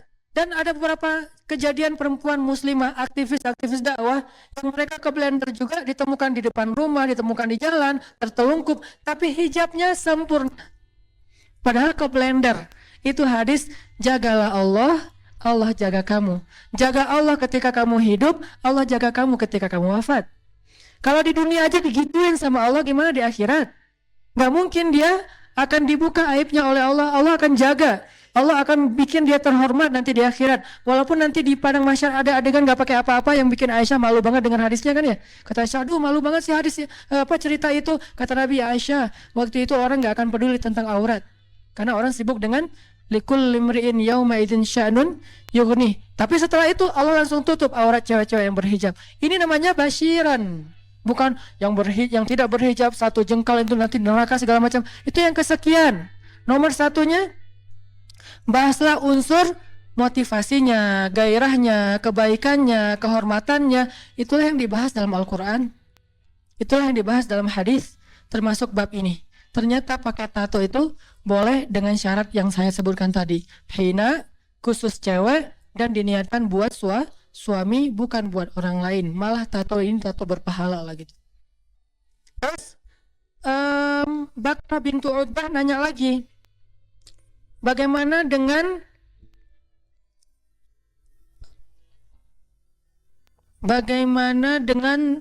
rambut yang tumbuh di wajah? Apakah boleh aku membersihkannya, wahai Aisyah? Maksud rambut di sini bukan alis ya. Karena kalau alis itu bukan rambut, namanya alis. Rambut yang tumbuh di wajah cewek itu kadang kumis. Kan ada kadang-kadang beberapa perempuan yang hormon tertentu dia kayak ada kumisnya, atau ada kayak sedikit rambut di sini, jambang lah kalau laki-laki gitu kan. Bolehkah aku membersihkannya supaya cantik? Karena itu natural kan, bukan sesuatu yang gitu, dan bukan penyakit juga. Apa kata Aisyah? Jika engkau punya suami, nih, kalau belum punya suami maka tidak ada kepentingan. Jika engkau punya suami dan membuatmu lebih cantik, maka lakukanlah. Sampai gitu-gitu amat Aisyah mengajarkan tentang dandan kepada sahabiat, kepada perempuan-perempuan soleh di zamannya. Lalu ada seorang sahabiat, cewek Ansor, datang ke rumah Aisyah. Pas sampai di rumah Aisyah, dia buka kerudung. Karena sesama cewek kan, dia buka kerudung, rambutnya tidak rapi. Apa kata Aisyah? Wahai perempuan, rapikanlah rambutmu untuk menyenangkan suamimu. Rapikanlah rambutmu untuk menyenangkan suamimu. Berarti kerimbat itu ibadah.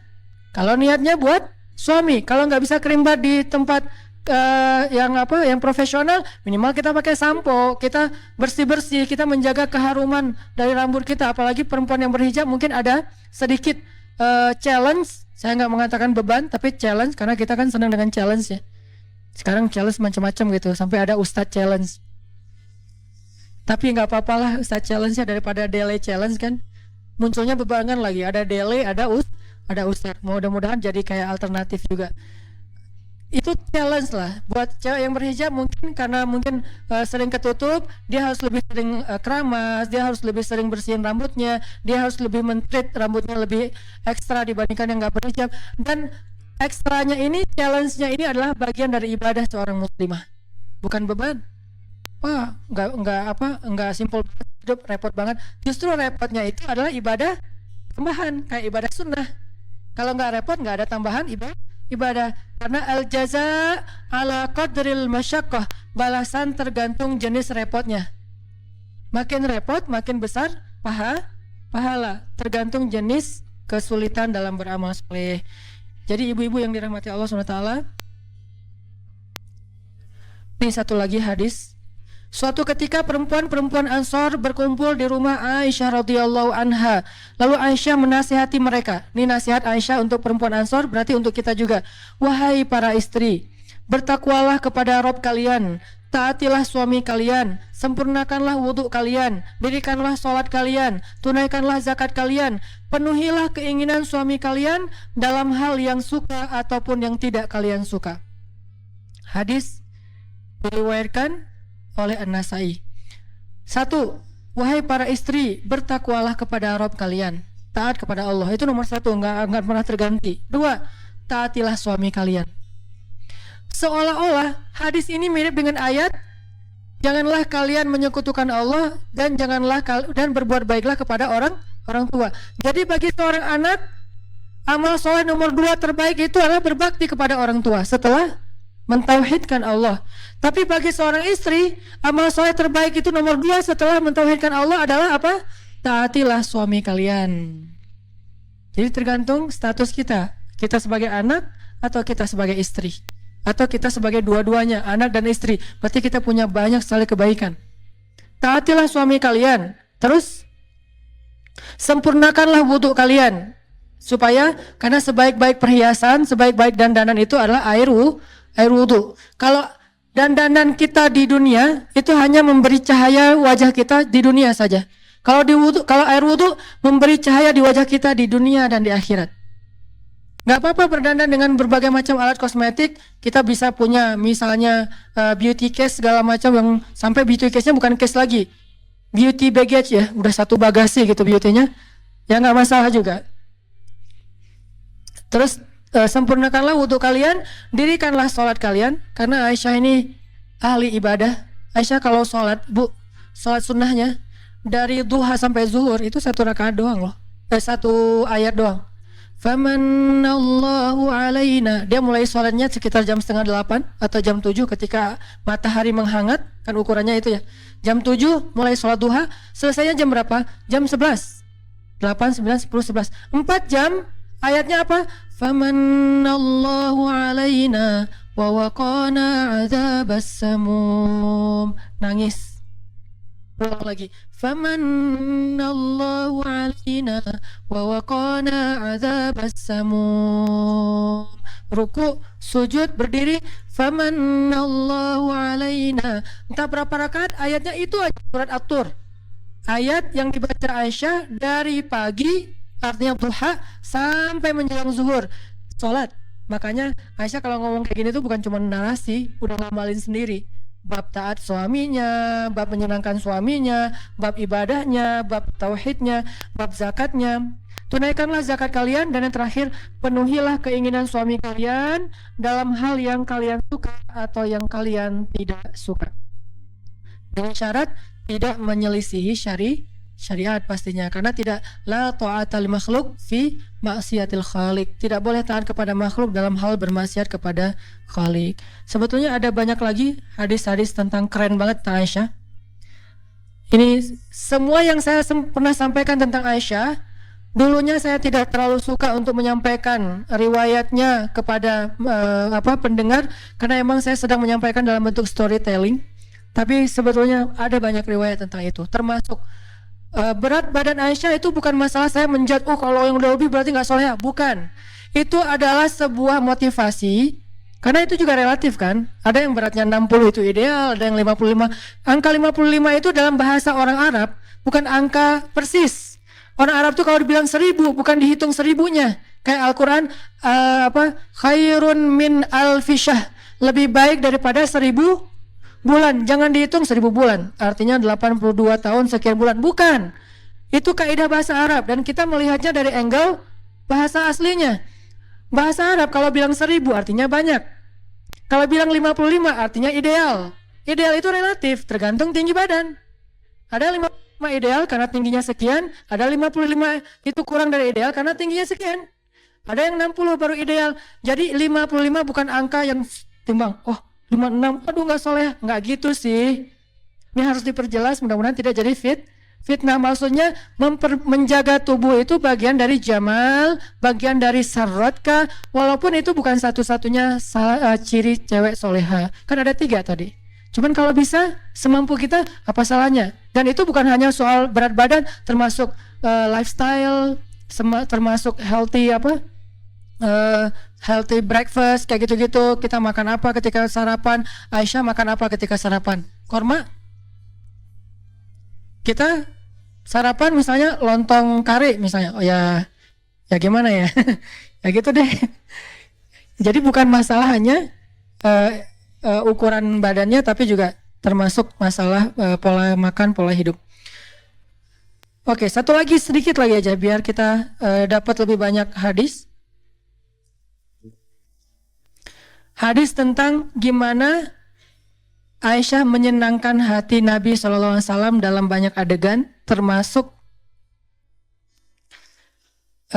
seru-seruan. Aisyah itu kan anaknya tuh asik gitu kan. Makanya saya bilang gaul, kalau buat saya tuh, istri saya kalau bilang istri usahanan tuh gaul, saya malah bangga. Kenapa? Saya melihat gaul itu positif. Jangan bilang gaul itu negatif, berarti kita menjudge. Karena gaul itu gak selalu negatif. Bukankah hadis Nabi riwayat At-Tirmidzi disahihkan oleh Imam Al-Albani juga? Apa kata Nabi?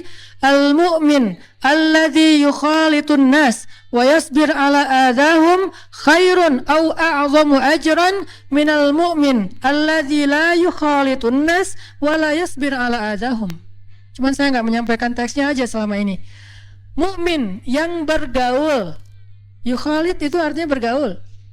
Mukmin yang bergaul dengan manusia lalu bersabar atas gangguan mereka, kekurangan mereka, maka itu lebih baik dan lebih besar pahalanya daripada mukmin yang tidak bergaul dengan manusia dan tidak bersabar atas gangguan atau kekurangan mereka. Hadis Tirmidzi, Ibnu Majah disahihkan oleh Al-Albani.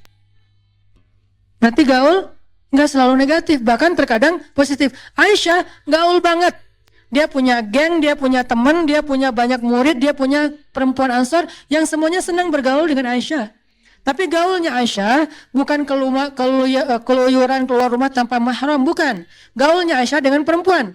Kan gaul nggak harus selalu keluar rumah kan? Di dalam rumah juga bisa gaul, ke rumah tetangga juga bisa gaul, ke rumah temannya juga bisa gaul. Kalau sekarang mungkin sosmed gitu, punya geng sendiri di dalam grup WA, itu kan gaul. Nah ini ada hadis, karena gaulnya Aisyah, dia tuh anaknya tuh asik gitu sama Nabi. Asik banget, seru banget, nggak ada yang namanya juga garam ya, kayak renyah, gurih, nyaman gitu. Nabi suatu hari pulang ke rumah melihat Aisyah lagi bermain dengan teman-temannya. Bermain dengan teman-temannya. Teman-teman di sini artinya gengnya Aisyah. Lalu Nabi SAW bertanya, wahai Aisyah lagi ngapain? Kami sedang bernyanyi ya Rasulullah. Maka Nabi pun duduk mendengarkan mereka bernyanyi. Lalu datang Abu Bakar. Abu Bakar marah, ya Aisyah, kok kamu pakai seruling-seruling setan di rumah Nabi? Kata Nabi, wahai Abu Bakar, biarkan mereka bersenang-senang. Hari ini adalah hari rayanya kabilah Fulan bin Fulan. Satu. Kedua, Nabi lagi pulang ya. Ini lucu nih. Nabi lagi pulang ke rumah, tiba-tiba Nabi ngelihat di balik tirai yang kesingkap angin, Aisyah lagi main di kamarnya. Main apa? Main boneka-bonekaan. Hadis ini terjadi ketika Aisyah baru menikah dengan Nabi, dan waktu itu usia Aisyah masih anak-anak, usia 12 tahun lah ya. Bukan ketika Aisyah sudah ABG, karena ada adegan anak-anak, adegan ABG, adegan dewasa. Bahas Aisyah sesuai dengan zamannya. Nah Aisyah lagi kayak main boneka-bonekaan gitu, terus di tengah-tengah boneka itu ada patung kuda yang terbuat dari kayu, dan kudanya ada sayapnya. Terus pas Nabi datang, Nabi langsung duduk di sebelah Aisyah. Nabi nanya gini, Aisyah ini apa? Kata Nabi. Nabi kayak pas datang lihat Aisyah lagi kayak main-main gitu, lagi ngatur-ngatur kayak kalau sekarang tuh kayak Barbie, terus kayak Anna siapa gitu-gitu kan ya. Jadi banyak boneka-boneka gitu diatur-atur sama Aisyah. Di tengah-tengahnya ada kuda bersayap. Nabi langsung duduk sebelah Aisyah. Nabi nanya, Aisyah ini apa? Oh ini boneka-boneka aku, kata Aisyah. Terus kalau ini apa? Oh ini kuda. Nabi bilang, memang kuda ada sayapnya. Apa jawaban Aisyah? Ya Rasulullah, emang Nabi gak pernah dengar kalau Sulaiman itu punya kuda dan punya banyak sayap? Nabi langsung tertawa sampai terlihat gigi gerahamnya. Mana gigi geraham? Di sini. Berarti ketawanya lebar, saking Nabi happy-nya dengan Aisyah. Terkadang kekanak-kanakan sedikit itu gemesin, nggak masalah, selama masih mungkin tergantung usia juga ya. Kadang dewasa lebih butuh, kekanak-kanakan juga butuh kan. Buat saya sih bukan berarti kekanak-kanakan tuh harus jadi anak-anak, enggak. Kayak manja, kayak caper-caperan, itu bikin suami kadang kayak ngerasa cowok banget lah ya. Jadi kayak cowok sejati gitu, dimanjain sama istri. Jangan terlalu mandiri juga kadang-kadang. Karena kalau ibu-ibu terlalu mandiri, suami jadi ngerasa nggak punya kesempatan jadi seorang cowok sejati gitu. Kan cowok sejati yang melindungi gitu, yang memanjakan, yang ngusap-ngusap kepala gitu kan. Kita kayak ngerasa mau dipijat sama suami, enggak usah, aku mah nggak terlalu capek. Nggak apa-apa, manja aja. Kalau perlu gatel aja, minta suami yang garukin. Yang gatel, yang mana? Belakang, kanan dikit. Kiri salah. Kiri lagi. Ya. Itu tuh manja gitu tuh keren banget loh. Dan Aisyah tuh kayak gitu sama Nabi. Manja-manjaan, suami lagi itikaf terus kayak disisir sama Aisyah tuh kan manja-manjaan ya. Kayak sesekali mereka kayak kalau bahasa kita tuh kayak gila-gilaan gitu, lari-lari di tengah padang pasir gitu, terus kayak lomba-lomba lari. Itu kan gila-gilaan yang pacaran soleh yang berpahala ya. Lakukanlah itu, insya Allah berpahala dan akan seru banget hidup kita. Jangan garing-garing amat. Dan Aisyah traveler, karena emang enak diajak traveling, orangnya seru gitu, rame, nggak kayak yang jaim-jaiman. Kebayang nggak sih traveling sama pasangan kita, terus dia kayak jaim gitu, yang kita mau kemana, terserah. Trik-trik nggak sih perjalanan kan nggak nyaman banget ya. Yang kita makan di mana, ikut aja. Aduh nggak seru banget. Yang kita challenge yuk sih, kita bikin vlog yuk. Apaan vlog? Kayak, aduh itu mah kayak nggak gitu banget ya. Coba kebayangin pasangan kita tuh anaknya asik gitu, ngajak yang kita kemana, wah ke sana yuk, kenapa kayak rame gitu, terus kita kayak diskusi gitu, walaupun akhirnya nanti jalannya cuma ke sebelah rumah atau kemana gitu, ke taman komplek gitu, nggak apa-apa. Yang kita makan di mana? Makan misalnya batagor di sana yuk, makan cuangki di sana. Udah sering kali di sana. Oh iya ya, terus di mana? Ya udah deh di jalanan aja kata dia. Aduh, aku nggak tega bawa kamu di kejalanan. Nggak apa-apa, kasar sama kamu kan tetap happy gitu kan ya. Akhirnya kayak seru-seruan gitu. Itu Aisyah banget teman-teman dalam bahasa sejarah. Cuman ketika kita translate kepada konteks sekarang, intinya kata ulama Aisyah itu farihah marahah. Apa artinya? Aisyah itu seru. Farihah marahah, orangnya seru terus, happy terus, rame terus, nggak ada. Itulah Aisyah. Sisi inilah yang jarang diangkat dari sosok ibunda Aisyah yang keren, super duper keren menurut saya. Kita hanya ngelihat sisi ibadahnya, malunya, hijabnya, oke, tapi belum sempurna. Banyak sisi lain yang luar biasa dari Aisyah, sehingga Nabi mengatakan Aisyah itu seperti garam di dalam sebuah lauk. Ayo kita belajar jadi garam buat suami kita, sehingga kalau nggak ada kita kayak ada yang kurang gitu. Kita punya, ya kumpul sama gengnya, kurang nggak ada kita. Kalau ngumpul sama siapa aja selalu bawa istri saya. Kenapa? Kalau nggak ada kamu tetap nggak seru. Tetap aja kalau ada dia tuh kayak seru gitu. Selalu harus kita jadi garam. Dia ngumpul sama gengnya, bawa kita. Kalau nggak tetap kurang. Dia jalan, bawa kita. Kalau nggak kurang. Dia meeting, bawa kita. Kalau nggak kurang. Sampai dia meeting masalah kerjaan aja, dia pengennya ada kita. Kalau kita nggak bisa ikut, dia kayak update gitu. Yang bete nih, kenapa? Nggak ada kamu, gitu ya. Terus kayak lagi meeting kayak lagi chat gitu, terus lagi apa, itu kan seru banget ya. Itulah Aisyah. Imajinasikanlah sejarah sosok Aisyah radhiyallahu anha dalam perilaku rumah tangga kita. Semoga itu menjadi salah satu bekal kita untuk menjadi seorang istri solehah, selain unsur-unsur lain pastinya, sehingga Allah Subhanahu wa taala menitipkan salam untuk kita melalui para malaikat, sebagaimana Allah menitipkan salam untuk Aisyah melalui Jibril alaihi salam. Itu aja yang bisa saya sampaikan. Kita tutup dengan sama-sama berdoa kepada Allah. Semoga apa yang sudah kita dapatkan hari ini bukan hanya sekedar menjadi wawasan, tapi bisa jadi amal soleh kita, bisa jadi moral kita, bisa jadi akhlak kita. Nggak ada yang sempurna pastinya. Semua kita belajar. Laki-laki belajar menjadi suami yang lebih baik, perempuan belajar menjadi istri yang lebih solehah.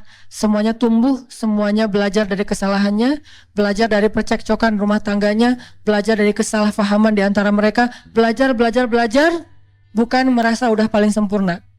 Justru kita belajar karena kita merasa banyak kurangnya, lalu kita memperbaiki diri. Insya Allah dengan kayak gitu rumah tangga kita akan Allah menjadi rumah tangga yang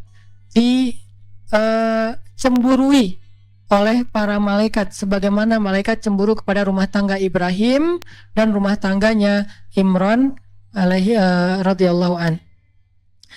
Allahumma ighfir lana dzunubana wa liwalidayna warhamhuma kama rabbayana shighara. Allahumma a'inna ala dzikrika wa syukrika wa husni ibadatik. Rabbana atina min ladunka rahmah wa hayyi' lana min amrina rasyada. Waj'al lana min kulli dhiqin makhraja wa min kulli hammin faraja wa min kulli usri yusra. Rabbana hab lana min azwajina wa dhurriyyatina qurrata a'yun waj'alna lil muttaqina imama. Ya Allah, ampunkanlah dosa-dosa kami ya Allah. Dosa kami sebagai anak untuk ayah dan bunda kami ya Allah. Dosa kami sebagai seorang istri untuk suami kami ya Allah. Dosa kami sebagai seorang kakak untuk adik kami ya Allah. Dosa kami sebagai seorang ibu untuk anak-anak kami ya Allah. Dosa kami sebagai murid untuk guru-guru kami ya Allah. Dosa kami sebagai seorang perempuan untuk masyarakat kami ya Allah.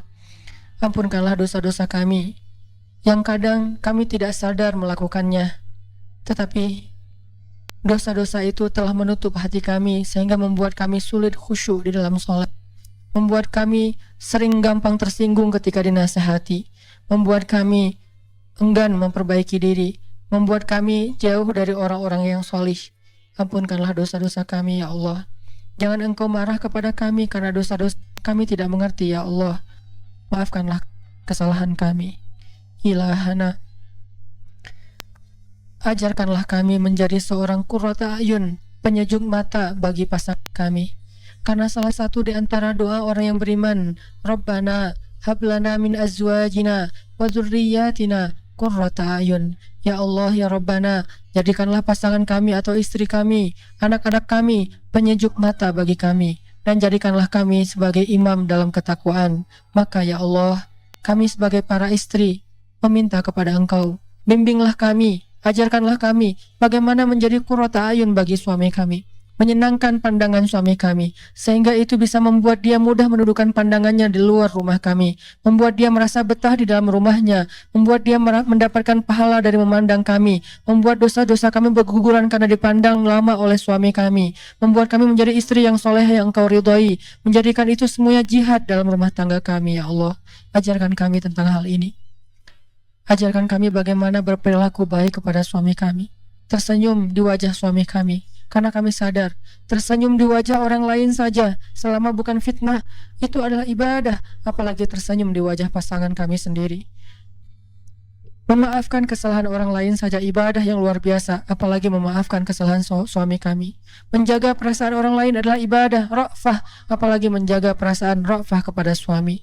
Menunaikan hak orang lain saja ibadah, wafa, apalagi wafa kepada suami kami sendiri. Tidak ada amal solih yang menjadi kebaikan untuk orang lain, kecuali itu juga kebaikan jika kami lakukan kepada suami kami sendiri ya Allah. Ilahana, ajarkan kami hikmah, ajarkan kami kecerdasan Bunda Aisyah radhiyallahu anha, ajarkan kami briliannya Aisyah radhiyallahu anha, ajarkan kami sifat solehanya Aisyah radhiyallahu anha, ajarkan kami sifat pemalunya Aisyah radhiyallahu anha, ajarkan kami sisi asiknya Aisyah radhiyallahu anha. Jadikanlah kami garam untuk suami kami sebagaimana Aisyah menjadi garam untuk Rasulullah sallallahu alaihi wasallam. Rabbana atina fid dunya hasanah wa fil akhirati hasanah wa qina adzabannar. Subhanakallahumma wa bihamdika asyhadu an la ilaha illa anta astaghfiruka wa atubu ilaik. Assalamualaikum warahmatullahi wabarakatuh. Sejak Rasulullah wafat, berkali-kali Bilal minta izin kepada Abu Bakar untuk ikut jihad dan gak pulang lagi ke Madinah, pengen tinggal di tempat yang lain. Udah gak kuat lagi berada di Masjid Nabawi, karena orang yang dia cintai telah wafat. Tapi gak diizinkan oleh Abu Bakar sampai akhirnya setelah sekian lama membujuk Abu Bakar bisa diizinkan, pergilah Bilal dan akhirnya Bilal tinggal di Syam. Kalau sekarang Suriah. Di sanalah Bilal menikah. Jadi selama ini dia asik dengan cintanya kepada Rasulullah sehingga gak sempat mikirin pernikahan. Baru berangkat ke Syam, sampai di Syam Bilal menikah di sana. Menikah di sana, hidup di sana sampai setelah beberapa tahun berada di Syam, akhirnya bergantilah pemerintahan dari masa Abu Bakar ke masa Umar bin Khattab. Setelah beberapa tahun di Syam, pada suatu malam Bilal menangis. Malam-malam dia bangun nangis, gerung-gerung gitu kayak anak kecil. Istrinya nanya, "Ya Bilal, ada apa? Ada apa? Kamu mimpi buruk?" "Enggak, justru ini mimpi baik." "Mimpi apa?" "Aku mimpi ketemu dengan Rasulullah sallallahu alaihi wasallam. Dan Rasulullah bersabda, siapa yang melihat aku dalam mimpi berarti dia melihat aku dalam kenyataan. Aku bertemu dengan Rasulullah di dalam mimpi dan Rasulullah berkata, ya Bilal, kami rindu kepadamu. Sudah lama engkau tidak mengunjungi kami ya Bilal." Setelah bangun dari mimpi itu, Bilal semakin rindu kepada Rasul, merasa bersalah udah lama gak menjenguk Rasulullah. Akhirnya Bilal pun memutuskan untuk, kalau bahasa kita mah umroh, memutuskan untuk ziarah ke makam Rasul. Berangkat Bilal dari Syam, umroh ziarah ke makam Rasul. Melihat Bilal masuk lagi ke kota Madinah, penduduk Madinah itu berasa seperti hidup lagi di zaman Rasul. Senang gitu, dan Umar sangat senang dengan kedatangan Bilal. Sehingga selesai Bilal sholat, selesai Bilal ibadah-ibadah sunnahnya, termasuk menjenguk atau berziarah ke makam Rasul dan Abu Bakar. Kemudian Umar berkata kepada Bilal, "Ya Bilal, sudah lama kami tidak mendengar suara azan darimu. Tolong kumandangkan sekali lagi azan seperti engkau mengumandangkannya di masa Rasul. Kami rindu ingin merasakan suasana di zaman Rasul." Benar Bilal, kata para sahabat yang lain yang ada di situ. Umar, kemudian Abdurrahman, beberapa orang sahabat, "Ya Bilal, azan, kami ingin mendengar suaramu seperti dulu kami mendengarnya di masa Rasul." Kata Bilal, "Saya tidak akan kuat." Kata mereka, coba dulu kamu usahakan karena kami ingin sekali mendengarnya. Saya tidak akan kuat. Cobalah wahai Bilal demi kami supaya kami bisa semangat lagi dalam beramal soleh mengikuti perjuangan Rasulullah. Akhirnya karena udah dipaksa terus, Bilal pun mengumandangkan azan. Allahu Akbar, Allahu Akbar. Kota Madinah kaget mendengar suara Bilal.